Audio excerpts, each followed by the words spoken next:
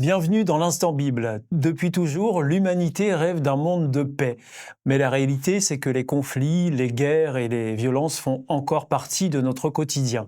Pourtant, la Bible nous ouvre une autre perspective. Un jour, les armes disparaîtront, transformées en outils pour cultiver la terre. Un jour, les larmes ne couleront plus et la mort elle-même sera vaincue.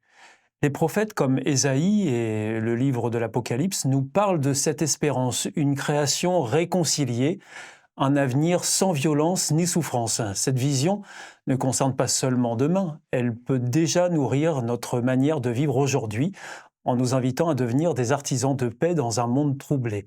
Alors, comment cette espérance d'une paix définitive peut-elle transformer nos choix quotidiens ?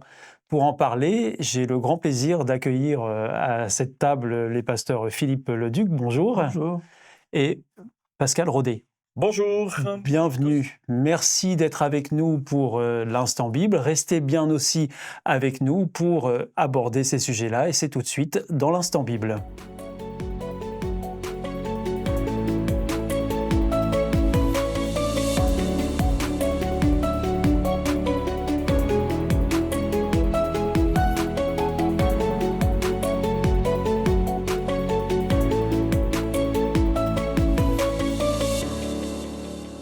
Alors, Pascal Rodet, est-ce que vous pouvez nous dire ce que signifient les prophéties d'Ésaïe que l'on trouve dans la Bible, qui concernent des épées qui seraient transformées en socs de charrue? C'est une prophétie qui est tirée en effet du livre d'Ésaïe, qui est issue d'ailleurs à une très longue période à la fois de troubles, de guerres, de problèmes dans le pays, où l'idée et la notion des Hébreux qui partent d'Égypte pour retrouver la paix et l'abondance dans le pays Canaan est devenu un peu lointain, et on se dit, alors ça veut dire que la terre va continuer comme ça. Et là, Dieu interpelle Ésaïe au travers de plusieurs prophéties, dont une où il parle en effet de socle, parce que d'abord, c'est l'image même du milieu dans lequel est Ésaïe, c'est-à-dire agricole, beaucoup d'agriculture et d'élevage, et deux, parce que c'est, je pense, quelque chose d'assez symbolique, qui a été repris d'ailleurs par d'autres personnes du 19e et 20e siècle, pour parler justement de cette transformation de la guerre vers la paix. On lit ça dans Ésaïe au chapitre 2, où à partir du verset 2, il y a toute une image qui est donnée, où Dieu dit un jour dans l'avenir, la montagne du temple du Seigneur sera sûrement la plus haute. C'est déjà l'idée de dire que Dieu, à un moment donné, va arrêter tout cela. Et puis il continue, et à un moment donné, en effet, dans le texte, il est dit, avec leurs épées, ils fabriqueront des socs de charrues, et avec leurs lances, ils feront des faucilles. Un pays n'attaquera plus un autre pays, les hommes ne s'entraîneront plus pour la guerre. Donc cette prophétie-là qui est donnée par Ésaïe, c'est l'idée en effet qu'à un moment donné, entre deux mondes, le monde de la guerre et le monde de la vie, le monde de la mort et le monde de la vie, Dieu va devoir trancher. Et c'est pour cela qu'il y a cette image de l'épée qui est transformée en soc de charrue, parce que le soc de charrue, c'est avant tout donner la vie au travers de semences, au travers de récoltes. C'est ce qui donne à manger, c'est ce qui va permettre aux gens de se sentir bien. Donc c'est très symbolique en fait. C'est très symbolique. Et cette image-là, c'est déjà une image que Dieu veut donner à son peuple en disant, voilà, à un moment donné, tout va s'arrêter au niveau de toutes les souffrances et les guerres. Alors Philippe Leduc, évidemment, nous parlons de cette vision du prophète Ésaïe, et pour lui, ça va jusqu'au fait que les animaux eux-mêmes vivraient en paix les uns avec les autres. Oui, alors ça paraît étrange parce que Plutôt, oui. il y a certains animaux qui ne peuvent pas être ensemble. Et justement, c'est dans Ésaïe 65 on nous présente cette image d'un loup et d'un agneau qui mangeront ensemble. Que le lion va manger de l'herbe sèche comme donc un lion devient végétarien, donc, qui mangera de l'herbe, comme le bœuf. Que le serpent se nourrira de poussière. Et le texte se termine en disant « Ce jour-là, il n'y aura plus ni mal, ni violence. » Et c'est Dieu qui le dit. et c'est donc rapporté par le prophète Ésaïe. En effet, c'est une image qui nous renvoie à l'état originel de la création, là où le mal n'existait pas et où tous les animaux de la terre n'avaient pas ce souci-là d'être nocifs pour les autres, avant même que le péché ne s'introduise. Et puis derrière, il faut se rappeler que ce texte, c'est quand même un texte qui est au futur, donc qui nous parle d'une époque où ce jour-là, eh bien, on verra de nouveau des animaux ensemble qui vont avoir un comportement qu'on n'a pas l'habitude de voir actuellement. Oui, effectivement, vous parliez d'un futur et visiblement on n'y est pas encore arrivé, même si ce texte remonte déjà est très ancien. En tout cas, on n'est toujours pas arrivé à ce que décrit le prophète Ésaïe. Ce qui fait que dans les eaux, il y a des grillages encore. Exactement. Et alors, on peut se projeter plus loin maintenant en parlant du dernier livre de la Bible qui, lui, nous amène encore dans une vision dans l'Apocalypse, contrairement à ce qu'on peut penser, où c'est un livre qui nous annoncerait que des catastrophes, la fin du monde et tout ça.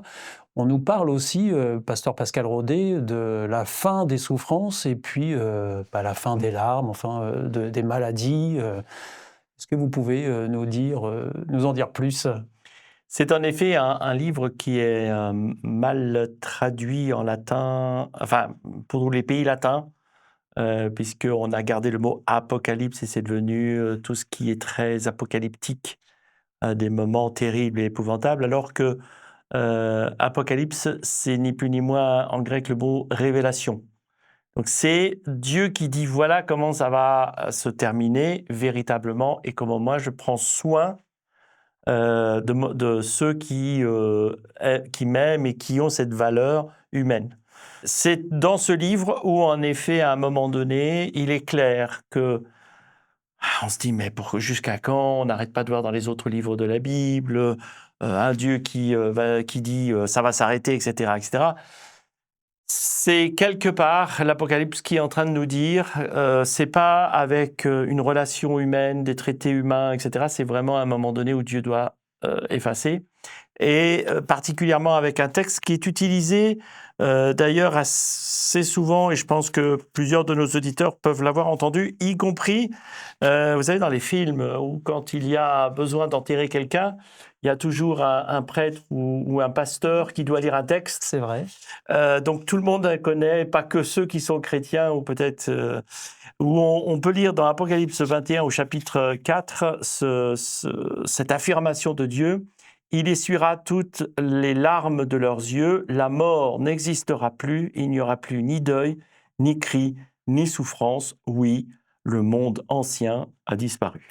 Et je crois que c'est là l'espérance ultime que l'on peut vraiment découvrir dans ce message de l'Apocalypse. Philippe Leduc, alors ces promesses-là et ce dont vient de nous parler Pascal Rodet, comment est-ce qu'on doit le prendre? De manière symbolique ou est-ce que c'est vraiment une réalité qui doit venir? Alors, suivant la personne à laquelle vous posez la question, vous aurez peut-être deux types de réponses. Certains y voient vraiment une réalité à venir, c'est ce qu'on appelle la vision eschatologique, qui fait que derrière cela, des personnes croient réellement ce qui est là, c'est-à-dire que ce monde aura une fin qui sera plutôt heureuse, comme on l'a dit tout à l'heure, avec les animaux, etc. Et puis d'autres vous diront que tout cela n'est que symbolique, qu'il n'y a pas une vérité derrière, que c'est un encouragement à se réconcilier avec Dieu aujourd'hui, et que ça en reste là. Donc vous aurez deux types d'interprétations, mais celle que je retiens, c'est la première, c'est-à-dire que celle de... Vous, personnellement, vous croyez à la première, Bien sûr, à bien une sûr, réalité parce à venir? que Jésus a annoncé à ses disciples qu'il va revenir, qu'il va leur préparer une place et qu'il va donc recréer cette terre comme elle était avant l'arrivée du péché. Et donc, quand il est indiqué qu'il essuiera toute larme de leurs yeux, je crois réellement que c'est pas simplement un symbole pour dire aujourd'hui déjà il le fait, ce qui est vrai, hein, mais au-delà, un jour, donc le mal n'existera plus. Et en effet, ces choses annoncées, ces promesses-là, auront une réalité. Ça, c'est la foi de croyants qui vont dire non, non, n'en restez pas au symbole, c'est une réalité. Alors nous avons découvert ensemble comment les prophètes et l'Apocalypse même annoncent un avenir de paix et de réconciliation pour toute la création. Mais cette espérance ne concerne pas seulement demain, elle change aussi notre manière de vivre aujourd'hui. Dans la deuxième partie de cette émission, nous verrons comment devenir artisan de paix dès maintenant. Restez avec nous, on se retrouve juste après avec les pasteurs Pascal Rodet et Philippe Leduc, et c'est tout de suite dans l'Instant Bible. Alors Pascal Rodet, en quoi l'espérance d'un monde de paix, comme vous l'avez évoqué, Philippe Leduc et vous-même, pourrait déjà influencer notre manière de vivre aujourd'hui et même les choix qu'on a à faire? Je crois que l'élément premier est de se libérer de l'angoisse et de la peur du lendemain. On vit dans un monde où on ne connaît pas trop comment ça va se passer dans quelques jours, dans quelques semaines, dans quelques années. Ça se voit d'ailleurs dans ceux qui doivent choisir un métier, un projet de vie. Au vu de la situation, c'est pas terrible. On est angoissé. Et c'est vrai que l'angoisse, non seulement se rajoute avec de la peur, de la colère, de l'injustice, tout au long de choses que l'on peut entendre encore à côté, etc., etc. À un moment donné, il est bon, et c'est ça la grande force de la parole de Dieu, c'est qu'au travers de la Bible, je découvre un Dieu qui me dit « pas de panique, je suis avec toi », et ça va me permettre avec lui de se retirer de cette peur, de ne plus avoir ce même stress, cette même peur que je pourrais avoir sans lui. Et quelque part, la parole de Dieu aussi m'invite tout particulièrement à m'investir sur des choix positifs. Parfois même sur des situations où je dois m'engager pour la justice, pour la paix, pour une bonne relation. Et ça, à partir du moment où je l'ai compris, je l'ai accepté, je l'ai intégré dans mes valeurs et dans mes valeurs de vie et de choix, ça va influencer forcément aussi mon entourage, que ce soit dans ma famille, dans mon travail, là où je suis.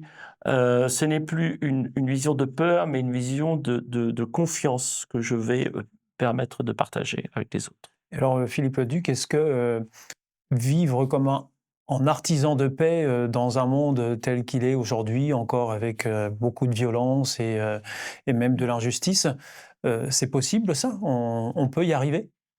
Alors, c'est dur de faire changer quelqu'un d'autre. Par contre, il y a moyen de commencer par soi-même, déjà, d'essayer de contrôler ses colères, de faire un travail sur soi. Et puis après, d'être un artisan de paix, pour moi, c'est quelqu'un qui va bâtir des ponts plus que des murs.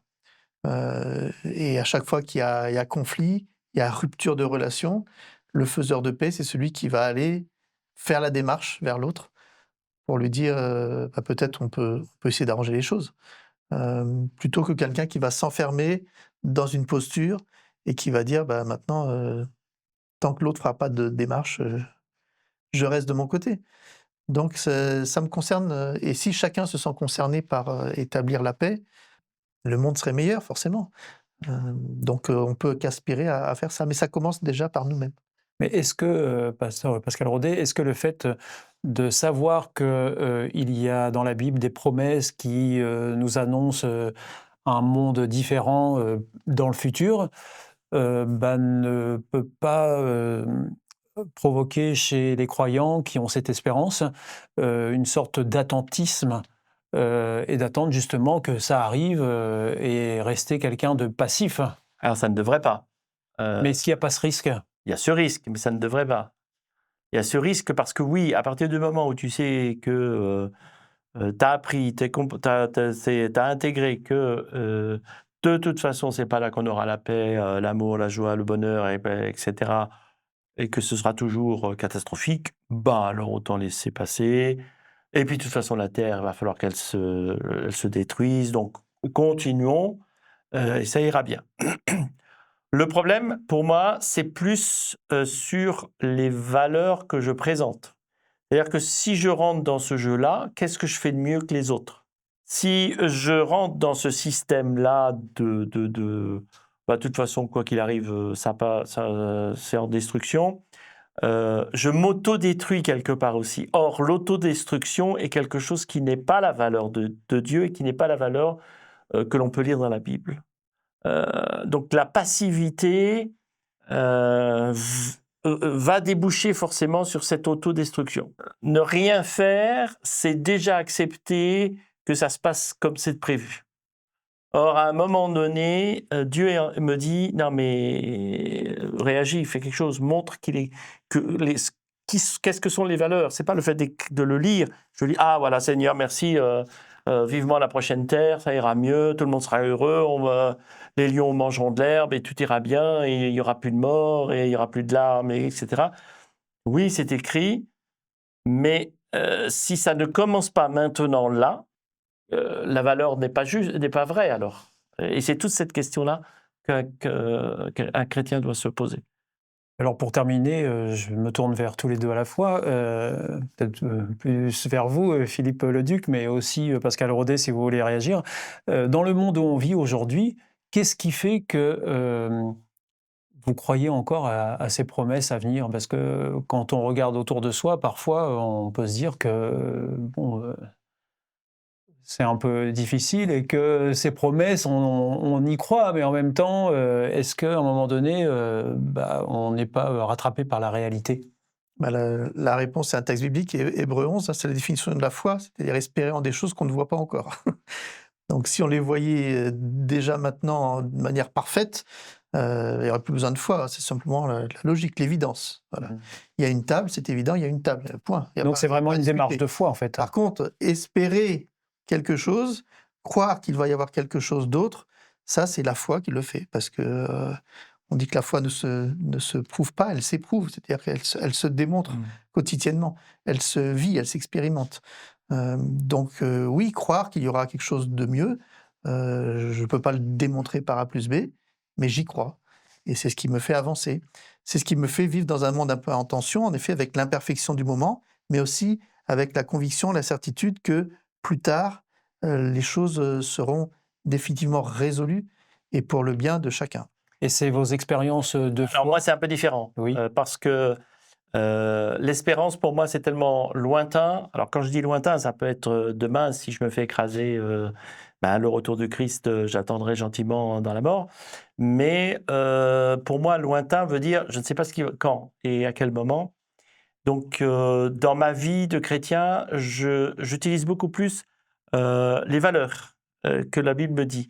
La Bible me dit, Pascal, tu dois avoir une bonne relation avec les uns et les autres. Ok, ça c'est une valeur. Que mes sentiments soient complètement bouleversés ou je suis en colère ou je ne sais pas trop quoi, je me rattache à ça. Pascal, essaye de prendre sur toi et de dire comment je vais pouvoir résoudre cette question parce que je sais que ça c'est une valeur que je dois garder. Le respect de l'autre, l'ouverture et le dialogue. Alors, j'ai jamais eu de gros soucis. Je veux dire, mes enfants grandissent, ils sont en vie, tout va bien. J'ai pas d'enfants handicapés, j'ai pas eu de gros problèmes dans ma vie. Ma femme, on s'entend bien. J'ai envie de dire, oui, mais un mauvais exemple. Tout va bien dans la maison, dans le meilleur des mondes. Oui, c'est vrai, je le reconnais. Mais ça, c'est un combat qui doit être fait pour chacun. Et chacun, alors du coup, a trouvé le juste milieu entre espérance et s'accrocher à nos valeurs de vie, même si parfois c'est un peu dur. Alors la Bible nous annonce un avenir où la guerre disparaîtra, où les armes seront transformées en instruments de vie et où la paix de Dieu sera définitive. Cette espérance nourrit déjà aujourd'hui notre engagement à être des artisans de paix dans un monde encore troublé. Merci au pasteur Pascal Rodet, Philippe Leduc, de nous avoir rejoints sur ce plateau pour nous apporter vos éclairages tout au long de cette émission. N'oubliez pas, chers amis, que nous avons le plaisir de vous offrir une Bible gratuitement si vous en faites la demande, tout simplement aux coordonnées qui suivront. Je vous donne rendez-vous d'ores et déjà pour notre prochaine émission de l'Instant Bible. D'ici là, merci de nous avoir suivis. Au revoir. Au revoir. Au revoir.